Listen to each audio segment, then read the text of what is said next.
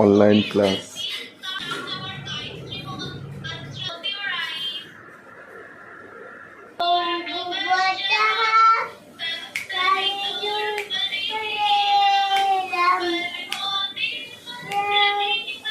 জোরে পাচ্ছি।